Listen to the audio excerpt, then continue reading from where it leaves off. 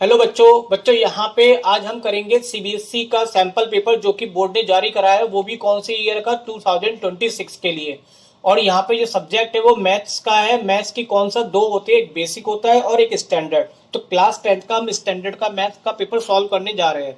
तो चलिए स्टार्ट करते हैं। तो यहाँ पे ये फर्स्ट क्वेश्चन आपका है। यहाँ पे आपको कहा जा रहा है ए की वैल्यू दे रखी है, बी की और सी की, और उनका एलसीएम भी दे रखा है। आपको यहाँ पे फाइंड करना है एक्स की वैल्यू। तो सबसे पहले जो जो वैल्यू दे रखी है हम उसको लिख लेते हैं। आपके पास क्या है, ए की वैल्यू है, दूसरी आपके पास किसकी वैल्यू है, बी की, तीसरी क्या है, सी की। अब इन तीनों का एलसीएम गिवन है। तो देखिए सबसे पहले तो यहाँ पे हम कुछ फॉर्मूला समझते हैं एलसीएम से रिलेटेड।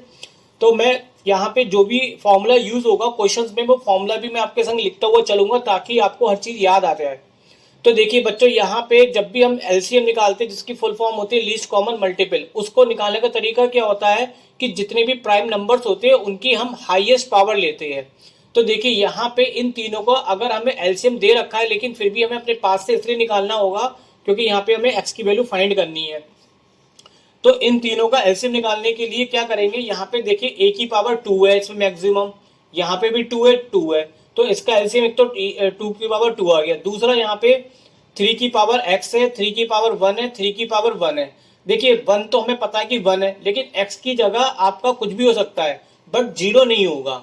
जीरो इसलिए नहीं होगा क्योंकि यहाँ पे 3 लिखा हुआ है। तो x की वैल्यू क्या होगी, 1 से स्टार्ट होगी, 2 से, 3 से। इसका मतलब x की वैल्यू 1 से ज्यादा है या 1 के बराबर है। तो x की जो मैक्सिमम वैल्यू है वो कौन सी लेंगे, यहाँ पे हम 3 की पावर x लेंगे, 1 वाली नहीं लेंगे।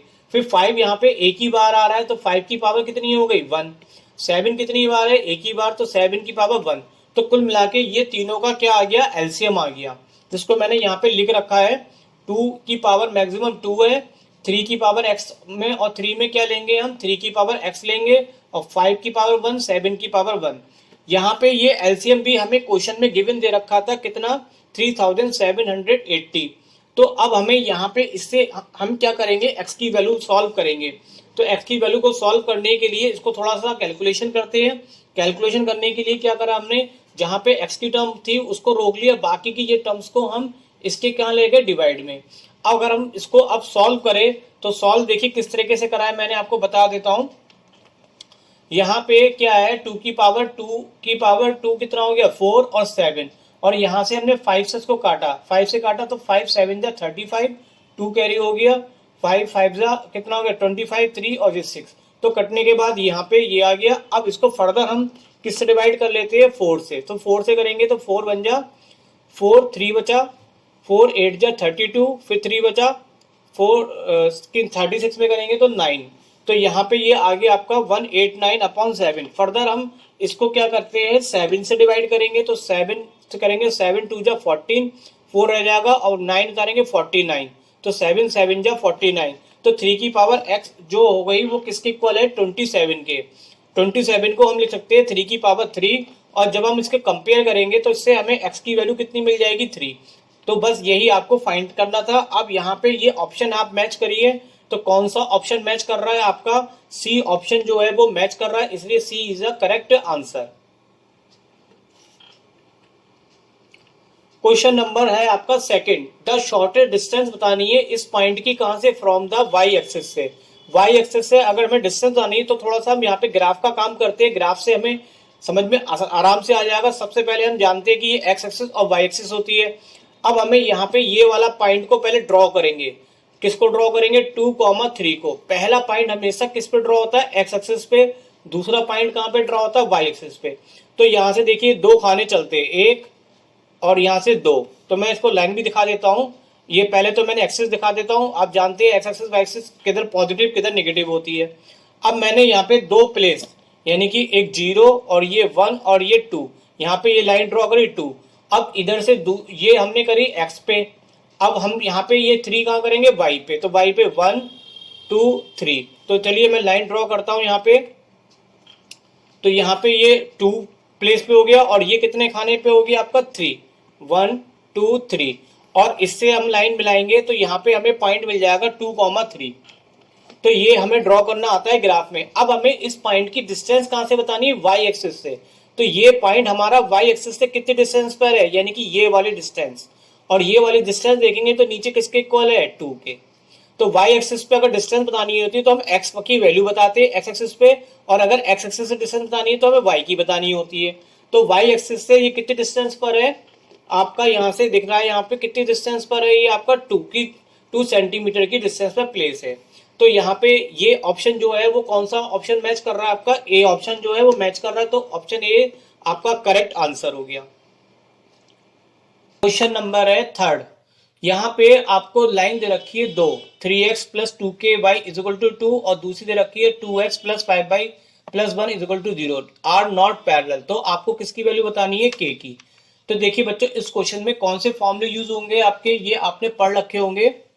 इस तरह की दो इक्वेशन होती है, तो ये कंडीशन होती है कि अगर लाइन इंटरसेक्ट करती है तो उस केस में ये वाली कंडीशन अप्लाई करते हैं, कोइंसिडेंट होती है तो ये, और अगर पैरेलल्स होती है तो ये। अब यहाँ पे ये क्वेश्चंस में देखेंगे आप, नोट करिए, नॉट पैरेलल, यहाँ पे पैरेलल नहीं है।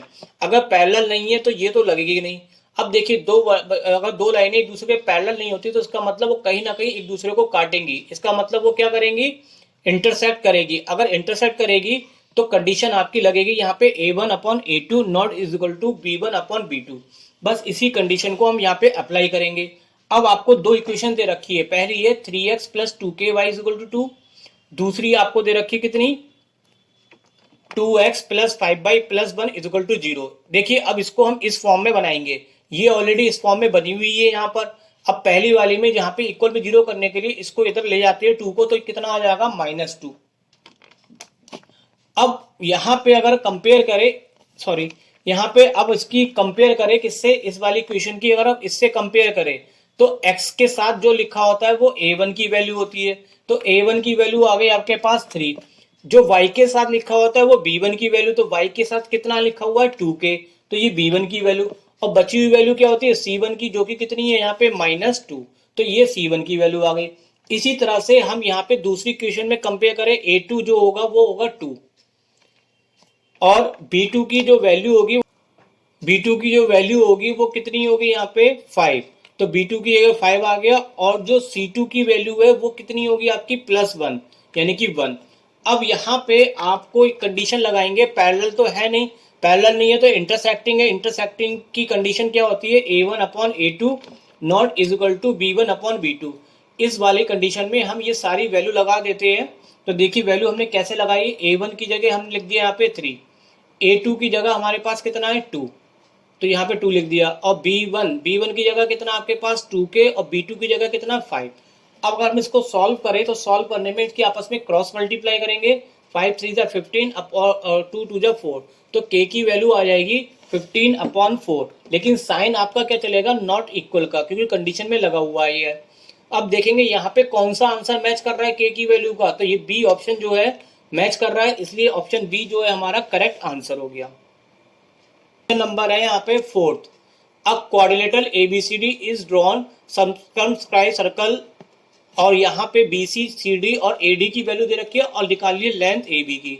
तो सबसे पहले तो मैं आपको यहाँ पे एक फॉर्मूला याद दिलाता हूँ। सर्कमस्क्राइब सर्कल का होता है क्या, एक सर्कल होता है जो कि किसके अंदर होता है, क्वाड्रिलेटरल के अंदर होता है। अब इसमें यहाँ पे कंडीशन होती है कि आमने सामने की जो साइडें होती है उनका सम इस दोनों की साइडों के सम के इक्वल होता है। उससे भी पहले जो हमें क्वेश्चन में दिया जा रहा है पहले वो लिख लेते हैं। तो BC की वैल्यू आपको कितनी दे रखी है यहाँ पे 7, CD की कितनी दे रखी है आपको यहाँ पे 4 सेंटीमीटर, और AD की कितनी दे रखी है 3 सेंटीमीटर। और आपको फाइंड क्या करना है, यहाँ पे AB की लेंथ आपको क्या करनी है, निकालनी है। अब यहाँ पे जो फॉर्मूला होता है वो फॉर्मूला मैंने बताया कि जो साइडें होती है आमने सामने की, यानी कि AB प्लस CD, इसका सम किसके बराबर होगा, BC प्लस AD की। इसी फॉर्मूले से हम यहाँ पे इसकी वैल्यू को फाइंड कर लेंगे। तो ये फॉर्मूला मैंने लिख दिया। अब इसमें जो जो वैल्यू हमारे पास पता है उसकी वैल्यू को लगा देते हैं। तो देखिए यहाँ पे CD की वैल्यू कितनी है, यहाँ पे CD की वैल्यू थी 4 लगा दी, और BC कितना हो गया आपके पास 7, और AD हो गया 3। अब इसको अगर हम सॉल्व करें तो सॉल्व करने के बाद आपका आ जाएगा 7 + 3 10, और 4 को उधर माइनस करेंगे तो AB की वैल्यू कितनी आ जाएगी 6 आ जाएगी, और यही आपको फाइंड करना था। अब यहाँ पे आप ऑप्शन मैच कर लीजिए, तो ऑप्शन कौन सा मैच कर रहा है, C, तो C ऑप्शन हमारा करेक्ट आंसर हो गया। नेक्स्ट क्वेश्चन है ट्रिग्नोमेट्री का क्वेश्चन है कि sec theta plus tan theta is equal to x, then find the value of sec theta minus tan theta. बहुत आसान क्वेश्चन है, आइडेंटिटी को देखिए मैं आपको याद दिलाता हूँ। 1 के लिए आपने 3 प्रकार की आइडेंटिटी पढ़ी थी। Sine square plus cos square 1 होता है, sec square minus tan square 1 होता है और cosec square minus cot square 1 होता है। और साथ में एक फॉर्मूला और यूज होगा इस क्वेश्चन में, ए स्क्वायर माइनस बी स्क्वायर का होता है ए प्लस बी ए माइनस बी। अब देखिए आपको जो यहाँ पे आइडेंटिटी को देखिए तो यहाँ पे सेक और माइनस टेन दे रखा है और सेक प्लस टेन दे रखा है, यानी कि एक तरह से ये ए प्लस बी है और यहाँ पे ये ए माइनस बी है, कुछ इस तरह की कंडीशन दिख रही है। तो इसके लिए हम कौन सी आइडेंटिटी का यूज करेंगे, sec square theta minus tan square theta का। अब हमने फॉर्मूला लगाया, अब इसको हम यहाँ पे इस वाले आइडेंटिटी से दो चीजों के स्क्वायर बने होते हैं, तो इसको एक बार हमने प्लस में लिख लिया और एक बार माइनस में। अब सेक प्लस टेन थीटा की जगह हम कितना लिख देते हैं, एक्स। तो यहाँ पे हमने x लिखा, इससे sec theta minus tan theta की वैल्यू निकालेंगे तो x इसके आ जाएगा डिवाइड में। और यही हमें क्या करना था, फाइंड करना था। तो ये वाला जो ऑप्शन है वो हमारा मैच करता है डी वाले से, तो डी आंसर हमारा करेक्ट हो गया।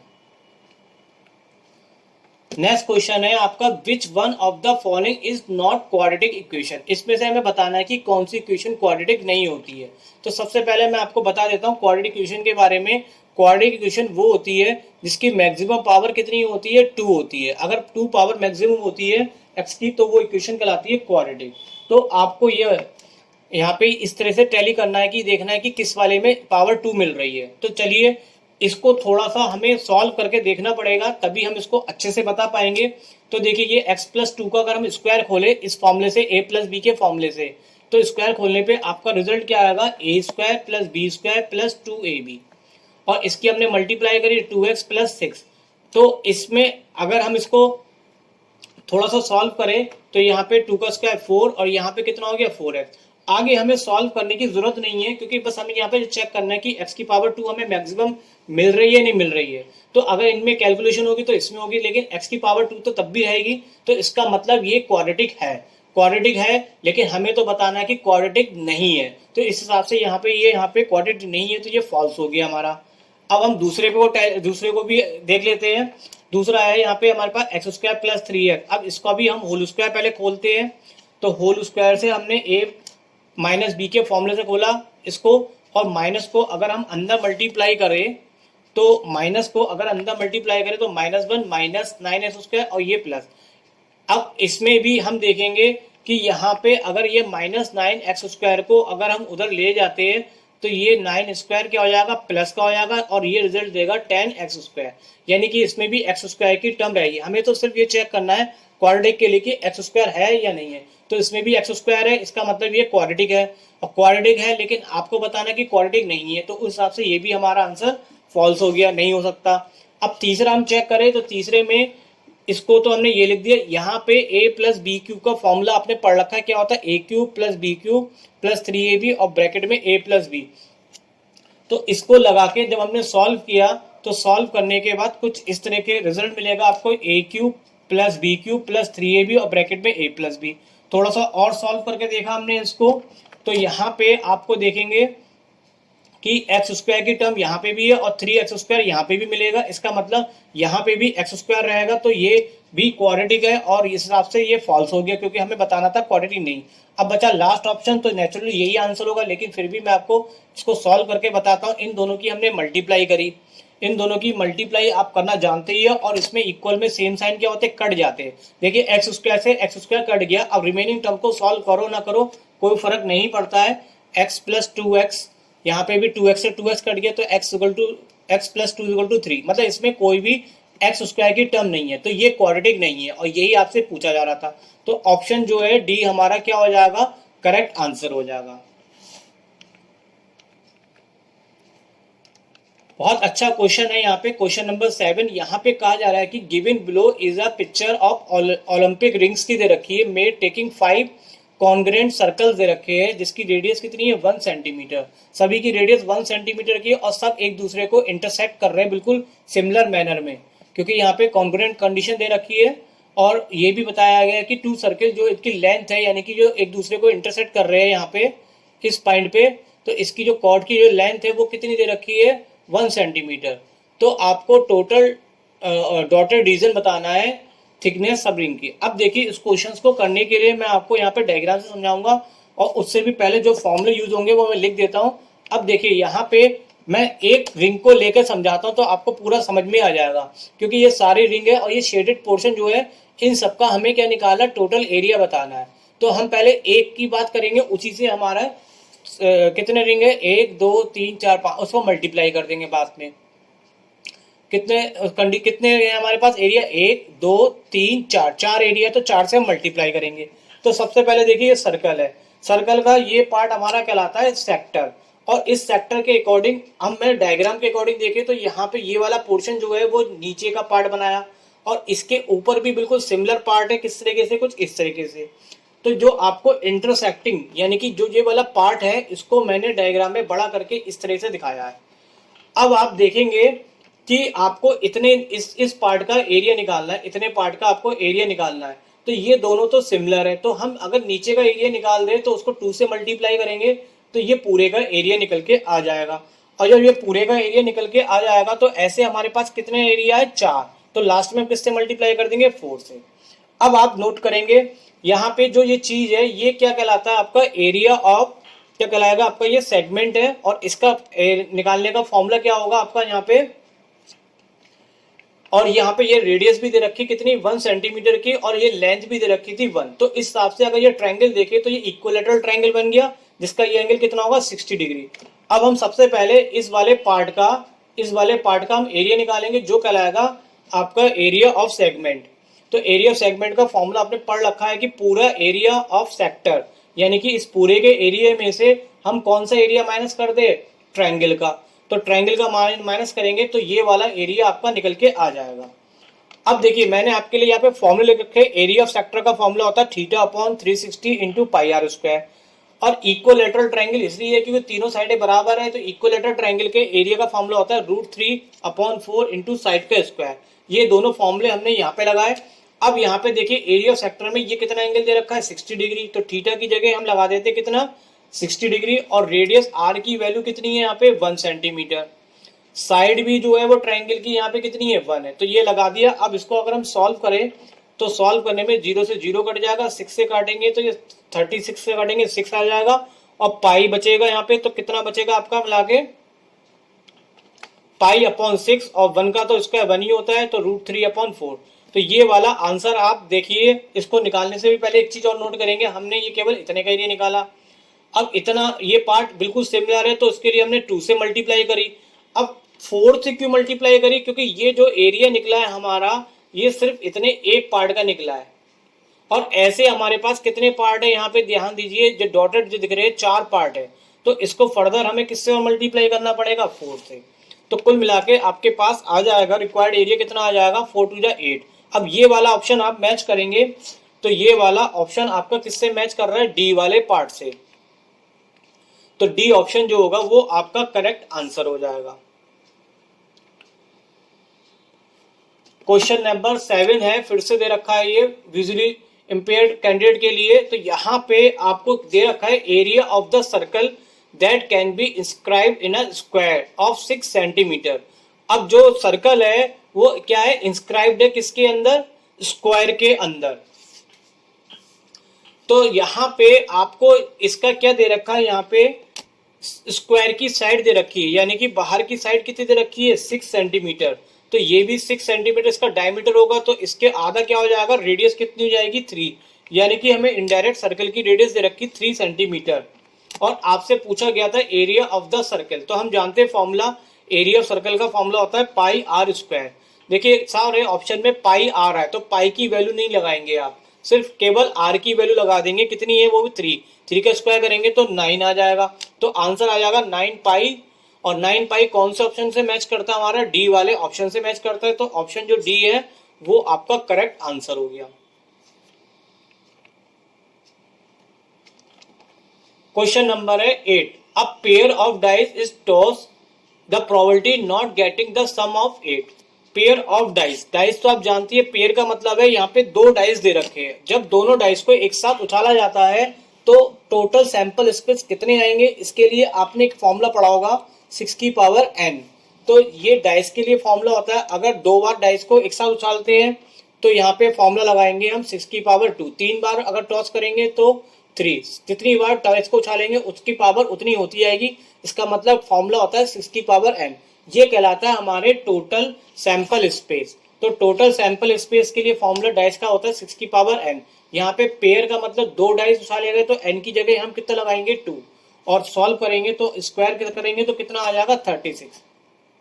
अब देखिए यहाँ पे प्रोबेबिलिटी कहा जा रहा है कि not getting the sum of 8 के मतलब दोनों डाइसों को उछालने पे उनका ऐड करने तो सम कितना 8, लेकिन वो कह रहा है कि सम 8 नहीं आना चाहिए, कुछ भी आए लेकिन 8 ना आए।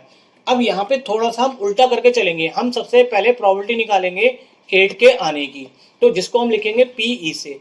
फिर हम निकालेंगे प्रोबेबिलिटी PE बार, इसका मतलब 8 के ना आने की प्रोबेबिलिटी। और इन दोनों में आपने एक फॉर्मूला पढ़ा होगा PE plus PE bar is equal to कितना होता है 1। यहाँ पे ये नॉट का काम करता है, मतलब नॉट गेटिंग द सम, क्या मतलब ये हम निकालेंगे यहाँ पे। लेकिन अगर हम सबके बारे में नहीं सोचेंगे, सम जैसे 8 के बारे में अगर हम सोचेंगे तो आसान होगा, लेकिन इससे ज्यादा टफ क्या होगा जो हम सबके लिए निकालेंगे। तो हम उल्टा लेके चलेंगे। सबसे पहले हम प्रोबेबिलिटी निकालते हैं 8 के आने की प्रोबेबिलिटी कितनी होगी, इसका मतलब PE निकालते हैं। तो यहाँ पे हमने क्या कंडीशन ले रहे हैं कि जब दो डाइस को उछालते हैं तो गेटिंग द सम 8 के आने की पहले हम प्रोबेबिलिटी निकालेंगे क्या PE, उसके बाद हम PE नॉट निकाल देंगे। अब देखिए यहाँ पे हमें कुछ इस तरह से पेयर बनाने हैं कि इन दोनों को टॉस करें तो इनका रिजल्ट हमेशा कितना है 8। तो देखिए किस तरीके से करना है हमें, मैं पहले आपको बताता हूँ। 1 के साथ आप 7 लिखेंगे तो 8 आएगा, लेकिन 7 इसमें ऑप्शन होता ही नहीं है। तो 2 के संग कितना आएगा आपके पास 6, तो ये ऑप्शन हो गया। इसका रिवर्स भी कर सकते हो, तो रिवर्स कितना हो गया 6,2। फिर 3 के संग कितना आएगा 5, अब इसका रिवर्स करेंगे 5:3। अब 4 के संग कितना आएगा 4, रिवर्स 4 का 4 में नहीं होगा क्योंकि सेम एलिमेंट को हम सेट के अंदर नहीं लिखते हैं। तो कुल मिला के इतने पेयर बनेंगे। इसको अगर काउंट करते हैं तो 1 2 3 4 5, तो नंबर ऑफ E की वैल्यू कितनी हो जाती है 5। अब प्रोबेबिलिटी का हमने फॉर्मूला लगाते हैं। प्रोबेबिलिटी हमारे पास फॉर्मूला कितना होता है, number of event upon number of sample space. इन दोनों की हम वैल्यू लगाते हैं तो ये हमारे पास प्रोबेबिलिटी किसकी आ गई 8 के सम गेटिंग द सम ऑफ 8। लेकिन हमें निकालनी थी नॉट की। हम चाहते कि 8 के सम की प्रोबेबिलिटी निकल के ना आए, तो उसको हम यहाँ पे किससे लिख देंगे, किससे लिखेंगे PE बार से। और इसके संग जो फॉर्मूला होता है ये आपने पढ़ रखा होगा, इससे हम इसकी वैल्यू निकालेंगे तो P नॉट बार की कितनी आ जाएगी 1 माइनस PE। और PE की वैल्यू हम निकाल चुके हैं तो इसकी वैल्यू लगाते हैं 5/36। इसमें अगर हम एलसीएम लेंगे तो यहाँ पे 36 माइनस 5 यानी कि आपका आ जाएगा आंसर 31/36।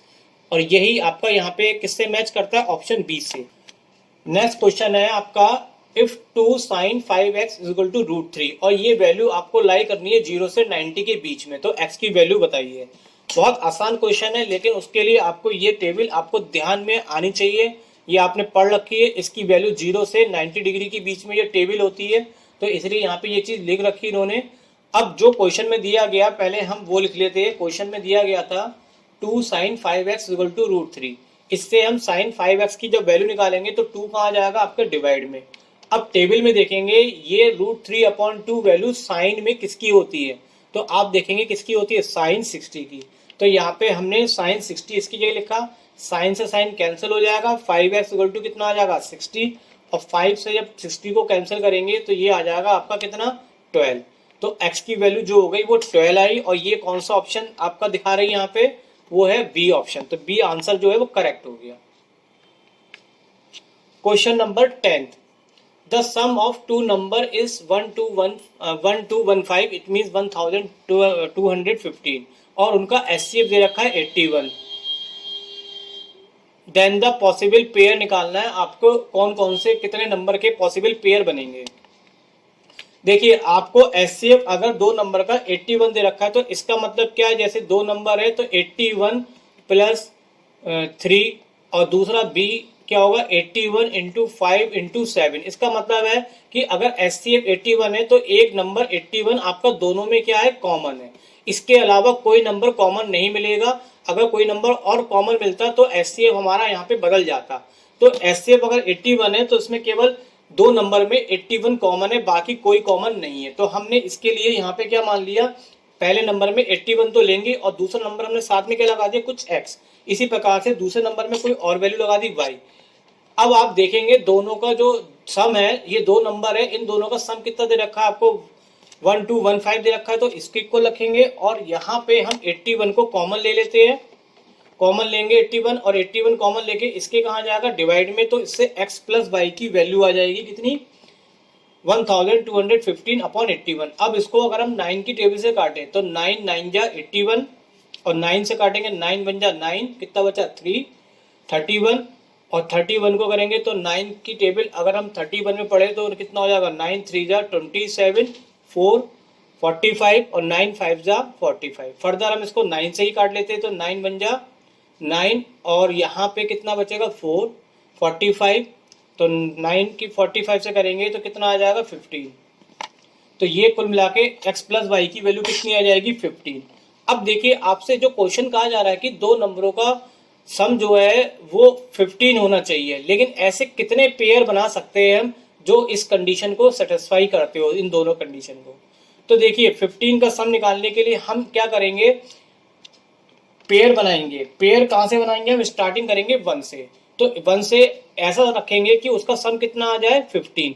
तो 1 के संग जब 14 ऐड करेंगे तो 15। सिमिलरली 2 के संग 13 आ जाएगा, 3 के संग 12, 4 के संग 11, 5 के संग 6 के साथ और ये 7 के साथ। मतलब ये है कि अगर हम इन सबका सम करते जाएंगे तो ये हमें कितना देगा 15। लेकिन हमें इसमें सारे पेयर नहीं लेने पड़ेंगे। क्यों नहीं लेने पड़ेंगे, एक बात आप नोट करिए, यहाँ पे क्या है। और उसके बाद अगर मैं आगे लिखता हूँ, चलिए मैं आगे लिखता हूँ 8 7, तो इनका रिवर्स होना शुरू हो जाएगा। 7 8 का 8 7, 6 9 का कितना हो जाएगा 9 6, और ऐसी सबके रिवर्स करो तो कुछ इस तरीके से आ जाएंगे। लेकिन रिवर्स करने से पेयर आपका यहाँ पे एक ही कहलाएगा, 8 7 का हो या 7 8, बात एक ही है, क्योंकि यहाँ पे एक नंबर का हमें क्या बताने हैं, कितने पेयर बनेंगे। तो इनका यहाँ पे कोई रोल नहीं है, केवल हमें इतने में से ही बताने पड़ेंगे कितने पेयर बनेंगे, इसलिए मैं इनको हटा देता हूँ। अब देखिए इसमें आपको यहाँ पे एक बात नोट करेंगे कि जैसे कि यहाँ पे हम देखें 3 और 12 में 3 और 12, तो इसका जब हम कुछ सॉल्व करेंगे तो कुछ इस तरीके से सॉल्व होगा, 3 4 जा।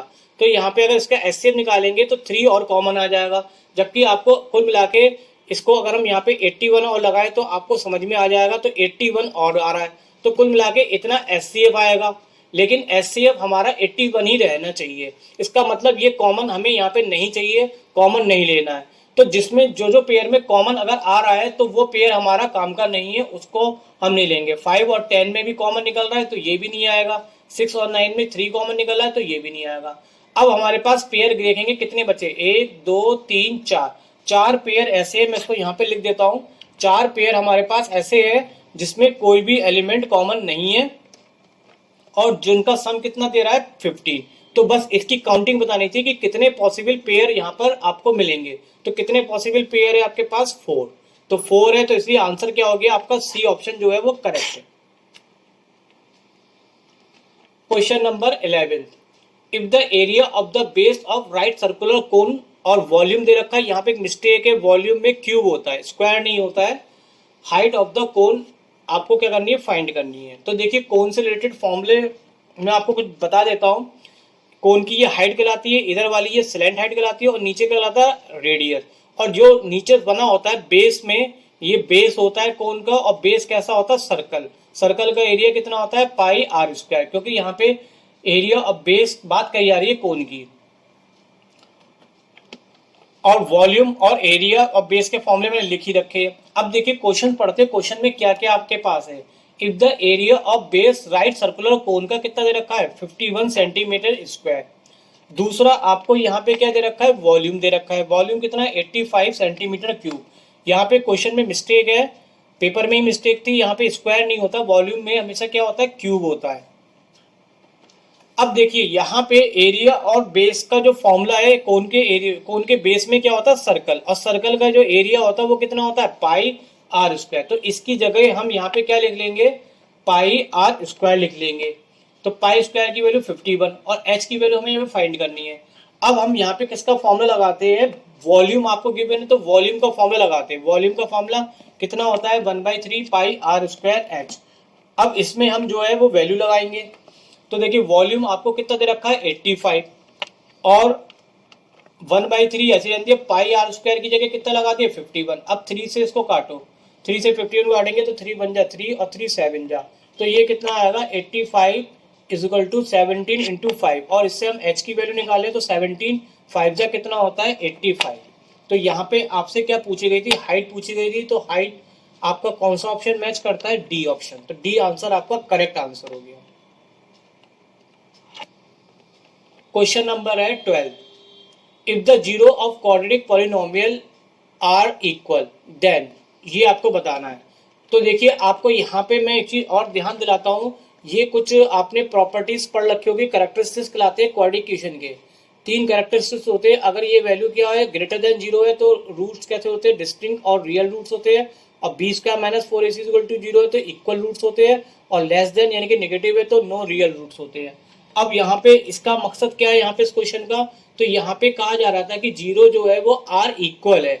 अगर इक्वल है तो यानी कि इक्वल रूट्स अगर है तो उसका मतलब फॉर्मूला क्या लगेगा, B square minus 4ac equal to 0।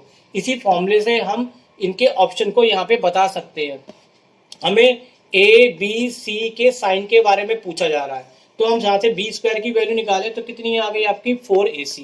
अब देखिए बी को अगर हम माइनस में भी कोई वैल्यू लेंगे उसको स्क्वायर करेंगे तो ये पॉजिटिव बना देगा, तो बी जो होगा वो हमेशा पॉजिटिव होगा। अब इधर आंसर में पॉजिटिव चाहिए, तो पॉजिटिव होने के लिए ए और सी दोनों अगर हम प्लस प्लस लेंगे तो आंसर ये प्लस देगा आपको, और अगर यहाँ पे माइनस माइनस लेंगे दोनों तो मल्टीप्लाई में तो भी ये क्या देगा प्लस, लेकिन अगर हम एक माइनस और प्लस लेंगे तो ये देगा माइनस, और माइनस यहाँ पे आ नहीं रहा, तो इसका मतलब यहाँ पे ये क्लियर हो रहा है कि ए और सी दोनों के साइन क्या होंगे सेम। अब देखिए यहाँ पे सी और बी मस्ट अपोजिट साइन, तो सी और बी के साइन अपोजिट नहीं होंगे, तो यहाँ पे आपको मैं दिखाऊं तो ये ऑप्शन मैच कर रहा है, सी और a must have the same sign. जैसा साइन सी का होगा वैसे ए का होना कंपलसरी है, क्योंकि इन दोनों का रिजल्ट हमें क्या चाहिए पॉजिटिव। पॉजिटिव तब आता है जब दो सेम साइन की क्या करती है मल्टीप्लाई।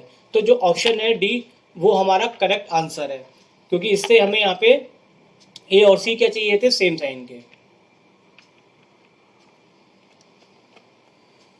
क्वेश्चन नंबर है 13, the area of the sector of circle radius 21 cut off by an arc of length 22 centimetre.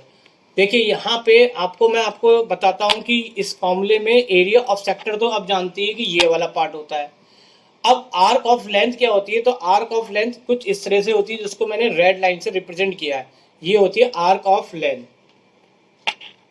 और इसका जो फॉर्मूला होता है एरिया ऑफ सेक्टर और एरिया ऑफ लेंथ का, सेक्टर में पाई आर स्क्वायर से मल्टीप्लाई करते हैं, और जो लेंथ निकालते हैं हम इसकी उसको किससे मल्टीप्लाई करते हैं 2 पाई आर से।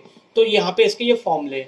अब आपको यहाँ पे क्वेश्चन में कहा जा रहा है कि area of sector of circle radius, sir यानी कि रेडियस आपको दे रखी कितनी 21 सेंटीमीटर, और दूसरा दे रखा है आपको आर्क ऑफ लेंथ, और आपको क्या पूछा गया है एरिया ऑफ सेक्टर क्या करना है निकालना है। सबसे पहले हम यहाँ पे फॉर्मूला लगाते हैं आर्क क्या कहते हैं, जो आपको दे रखा है arc of length. Arc of length का फॉर्मूला होता है theta upon 360 into 2 pi R. तो इसकी जगह हमने यहाँ पे इसका फॉर्मूला लगाया, और ये किसके इक्वल है 22 के। अब हम लगाते हैं फॉर्मूला एरिया ऑफ सेक्टर का। इस फॉर्मूले को कुछ इस तरीके से बनाएंगे तो हमें करना आसान होगा। इसको करने के लिए हमने आर स्क्वायर को तोड़ लिया, आर स्क्वायर जो था उसको लिख लिया आर इंटू आर। क्यों तोड़ा, क्योंकि हमें यहाँ पे आर सिंगल पावर में चाहिए और साथ में यहाँ पे 2 चाहिए, तो 2 लाने के लिए 2 से यहाँ पे मल्टीप्लाई करेंगे और 2 से क्या कर देंगे हम डिवाइड करेंगे। तो आप देखेंगे ये पूरी value theta upon 362 pi R ये पूरी वैल्यू बन गई, और इसकी जगह हम कितना लगा देंगे यहाँ पे 22 लगा देंगे। तो यहाँ पे हमने इसकी पूरे की जगह कितना लगा दिया 22, और r की जो वैल्यू है वो कितनी थी 21, और डिवाइड में 2 चल ही रहा है। अब इसको हम कैलकुलेट करते हैं, 2 से 22 कैंसिल करेंगे 11, और 11 और 21 की मल्टीप्लाई करेंगे तो ये आपको मिलेगा 231 सेंटीमीटर स्क्वायर, और ये आपका ऑप्शन मैच करता है सी से। तो सी आंसर जो है वो करेक्ट आंसर हो गया।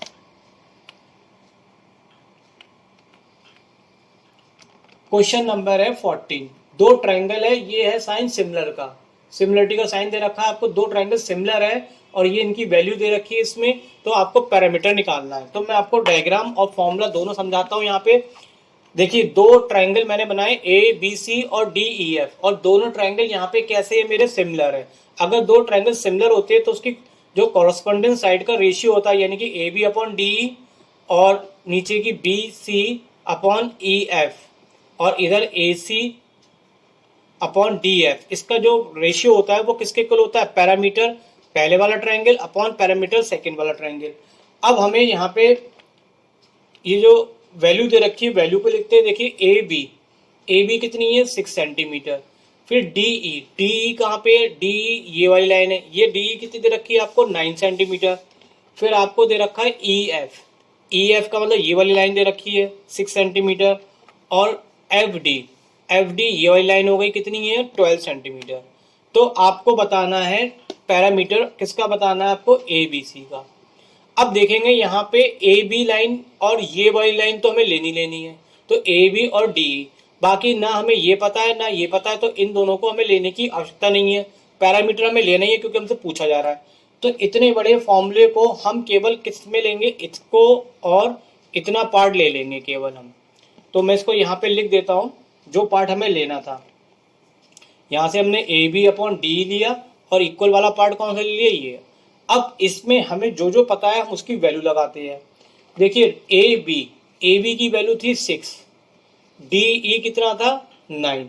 ए बी सी का पैरामीटर हमें फाइंड करना है। डी ई पैरामीटर का मतलब क्या होता है, पैरामीटर का मतलब होता है सम ऑफ ऑल साइड। जैसे कि यहाँ पे ट्रायंगल का पैरामीटर निकालना है तो ट्रायंगल की तीनों साइडों को हमें क्या करना है प्लस, तो 9 + 6 + 12 को हम क्या करेंगे सम कर देंगे।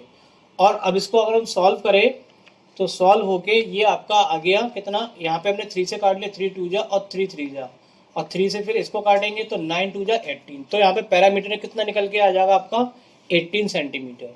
और ऑप्शन हो गया आपका यहाँ पे कौन सा वाला, ऑप्शन हो गया आपका सी ऑप्शन जो है वो करेक्ट हो गया। 15 क्वेश्चन में कहा गया कि if the probability of the letter chosen at random from the letter the word mathematics, वो भी किसकी, बॉबल्स, यानी कि मैथमेटिक्स से जो बॉबल्स की प्रोबेबिलिटी है वो आपको दे रखी है 2/2x + 1 और आपको x की वैल्यू निकालनी है।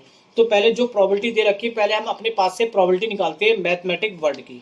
तो इसमें वर्ड गिनेंगे पहले कितने वर्ड आ रहे हैं, 1 2 3 4 5 6 7 8 9 10 11, टोटल वर्ड इसमें है अल्फाबेट है 9 10 11, तो नंबर ऑफ एस हो गया 11। किसकी आपको प्रोबेबिलिटी निकालनी है, बॉबल्स की। तो बॉबल्स कौन कौन है, ए ई ए आई, तो कितने बॉबल्स है 4, तो नंबर ऑफ इवेंट कितना हो गया 4। प्रोबेबिलिटी का फॉर्मूला होता है पी ई बराबर कितना होता है, पी ई बराबर फॉर्मूला होता है number of E upon number of S. तो नंबर ऑफ ई कितना हो गया 4 और नंबर ऑफ कितना हो गया 11। तो ये प्रोबेबिलिटी निकल के आ गई। अब ये प्रोबेबिलिटी हमने अपने पास से निकाली और ये क्वेश्चन में दे रखी है तो दोनों को हमने इक्वल में रख दिया। अब इसको सॉल्व करेंगे तो यहाँ पे 2 से 2 1 जा और 2 2 जा, 2 की तो क्रॉस मल्टीप्लाई करते हैं, 2 की क्रॉस मल्टीप्लाई करेंगे तो कितना आ जाएगा यहाँ पे 2 2 जा 4 + 2 और 2 दे आके माइनस करेंगे तो ये बन जाएगा 9 = 4x और इससे x की वैल्यू आ जाएगी 9/4 और ऑप्शन आपका मैच करेगा यहाँ पे बी ऑप्शन जो है वो करेक्ट हो गया। 16 क्वेश्चन में आपको 4 पॉइंट दे रखे और आपको यहाँ पे वर्टिसेस दे रखे, तो आपको बताना है इसमें से कौन सी फिगर बनेगी। इस क्वेश्चंस को करने के दो मेथड है।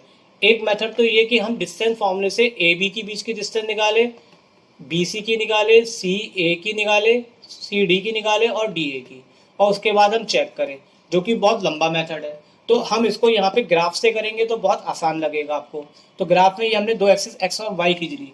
अब देखिए ग्राफ में पहले ये सारे पॉइंट बनाते हैं 9,0, तो 9,0 ओरिजिन से चलेंगे तो 1 2 3 4 5 6 7 8 9, तो 9,0 यहाँ पे ये पॉइंट आपका पड़ेगा। दूसरा पॉइंट है 9,-6, तो x पे तो 9 ये है, अब 6 यहाँ से चलना है 1 2 3 4 5 6, तो यहाँ पे ये दूसरा पॉइंट आ जाएगा कितना 9,-6। फिर आपको बनाना है -9, माइनस का मतलब है इधर एक्स एक्सिस के नेगेटिव में चलेंगे, कितना 9, तो 1 2 3 4 5 6 7 8 9, तो यहाँ पे आपका ये पॉइंट बनेगा और ये कितना हो गया आपका -9, अब आपको -9, तो -9 तो ये 6 ऊपर चलिए 1 2 3 4 5 6, तो यहाँ पे आपका ये वाला पॉइंट बनेगा -9, और अब इन चारों को हम ज्वाइन कर देते हैं। तो ज्वाइन हमने करा चारों पॉइंट को, तो ज्वाइन करने के बाद आप देखेंगे आपको समझ में आ जाएगा ये कौन सी फिगर बन रही है, आपकी पैरेललोग्राम बन रही है। तो पैरेललोग्राम बन रही है क्योंकि यहाँ पे ये 90 का एंगल तो होगा नहीं, इसलिए रेक्टेंगल नहीं है, स्क्वायर भी नहीं है, तो ये केवल क्या होगा, पैरेललोग्राम। और ट्रेपेजियम में तो कुछ इस तरीके से होता है, दो साइडें पैरेलल होती है और दो साइडें पैरेलल नहीं होती, जबकि यहाँ पे दोनों चारों साइडें आपस में दूसरे के पैरेलल है। तो यहाँ पे जो ऑप्शन है वो क्या बनेगा, आपको पैरेललोग्राम बनेगा। तो इस तरीके से भी आप इसका आंसर दे सकते हैं क्योंकि आपको तो टिक ही करना है। नेक्स्ट क्वेश्चन है आपका, the median of set 9 distinct observation की दे रखी है 20.5, इफ ईच ऑब्जर्वेशन और increase by 2 then the median. देखिए बच्चों एक चीज मैं आपको बताऊं, मीडियन कितनी भी दे रखी है, अगर हम हर एक ऑब्जर्वेशन में जो भी चेंज करते हैं, चाहे वो प्लस का 5 करे, माइनस का 2 करे, मल्टीप्लाई 2 करे और डिवाइड 2 करे, तो उतना ही चेंज हमारे को किस में मिलेगा, मीडियन में भी मिलेगा। यानी कि अब जैसे कि यहाँ पे क्वेश्चन में कहा गया है कि अगर ईच ऑब्जर्वेशन को हम कितना इंक्रीज कर देते हैं 2, मतलब कि जैसे x1 x2 ऐसे x9 दे रखे, तो हर ऑब्जर्वेशन में हम 2 बढ़ा देते हैं, तो हमारा मीडियन भी 2 क्या हो जाएगा, इंक्रीज होगा। जितना हम चेंज हर एक ऑब्जर्वेशन में करेंगे उतना ही सेम चेंज किसमें होता है, मीडियन में भी होता है। तो इसको सॉल्व करने की जरूरत नहीं है, ये तो आप यहाँ पे डायरेक्ट टिक करेंगे कि अगर इंक्रीज 2 हो रहा है तो मीडियन भी कितनी इंक्रीज हो जाएगी, बाई 2। तो ऑप्शन आपका यहाँ पे ए जो है वो करेक्ट है। क्वेश्चन नंबर है 18, the length of tangent draw to a circle of radius 9 centimetre from a point distance 41 centimetre from the centre of circle. चलिए इसका डायग्राम बनाते हैं। सबसे पहले हमने बनाया एक सर्कल, सर्कल की आपको रेडियस दे रखी कितनी, 9 सेंटीमीटर। अब यहाँ पे दूसरा कहा गया कि एक लेंथ है टेंजेंट, टेंजेंट ड्रॉ करते तो टेंजेंट क्या होता है, टेंजेंट हमेशा 90 डिग्री से होता है रेडियस से, तो ये हमारा हो गया टेंजेंट।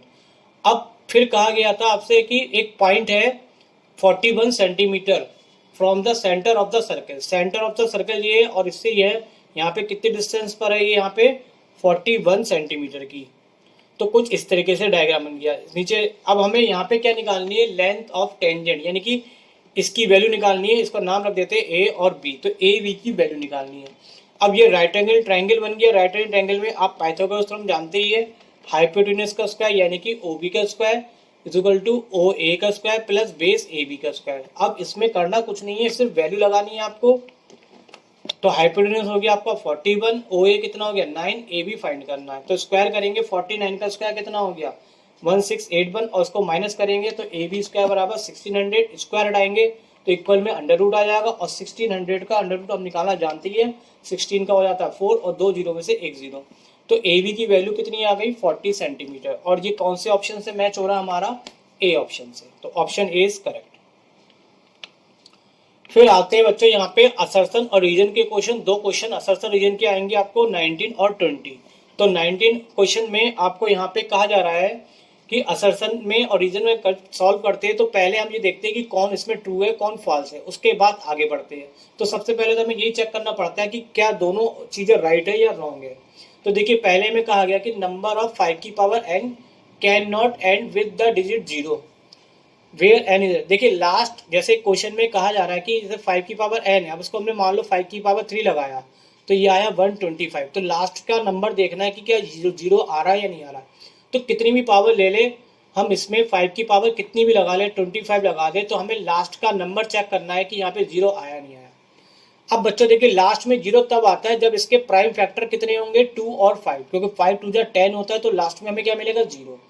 तो 5 के संग अगर 2 प्राइम फैक्टर नहीं मिलेगा तो आपको 0 नहीं मिलेगा। तो यहाँ पे कहने का मतलब है कि 5 के कोई फैक्टर नहीं होंगे, 2 स्ट्रंग नहीं आएगा तो इसके आखिर में 0 नहीं होगा।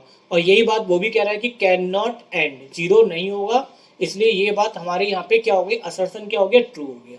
दूसरा रीजन की बात कर रहा था, तो नंबर एंड जीरो ये प्राइम फैक्टर, देखिए ये वही वाली बात कह दी, जब एंड में जीरो तब आता है जब प्राइम फैक्टर में कितने होते हैं, 2 और 5। तो ये इससे लिंक भी है, मतलब दोनों ट्रू भी है और लिंक भी है। अब देखिए यहाँ पे क्या होता है कि दोनों करेक्ट है, और जो करेक्ट होने के बाद जो रीजन है वो ही असर्शन का एक्सप्लेनेशन भी है, यानी कि ये ऊपर वाली बात को एक्सप्लेन कर रहा है। तो यानी कि इसमें जो ऑप्शन होगा वो आपका ए ऑप्शन जो करेक्ट होगा। इसमें ए और बी ट्रू है, और ए जो है वो करेक्ट एक्सप्लेनेशन है किसका, असर्शन का। 20 क्वेश्चंस में करते हैं, तो 20 में आपको यहाँ पे ये कंडीशन दे रखी है और उसे चेक करना है क्या ये इसके इक्वल है या नहीं। तो थोड़ा सा हमें सॉल्व करना पड़ेगा। हमने यहाँ पे पहले जो कंडीशन है वो ली, cos a cos square a is equal to 1। अब इसको हमने यहाँ पे थोड़ा सा सॉल्व करने के लिए क्या करा, cos स्क्वायर को इक्वल में ले गए, तो 1 माइनस कॉस स्क्वायर है। देखिए ये आइडेंटिटी हम जानते हैं, ये तो बिल्कुल ट्रू है।